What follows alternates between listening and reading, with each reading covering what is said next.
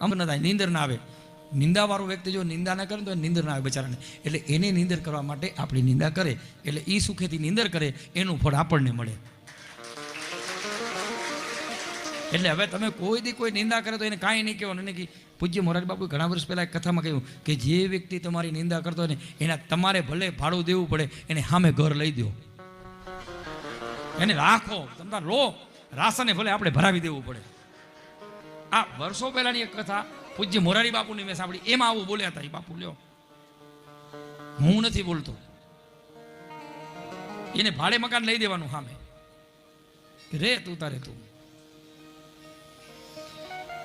બાકી તો કળિયુગ છે. કળિયુગમાં જો તમારે જીવવું હોય તો ચારે બાજુ આગ લાગેલી છે ને એમાં જો ઠંડક મેળવવી હોય, જેમ બારે ગરમી હોય ને એસી રૂમમાં જાઓ ને ઠંડક મળી જાય, એમ ચારે બાજુ કળિયુગની આગ લાગેલી છે. અને જો હનુમાનજીના શરણે જતા રહ્યો, સમજી લો બેડો પાર થઈ જાય. હજારો ટનનું એસી છે એના પાસે, હજારો ટનનું ઠંડક આપી દે તરત.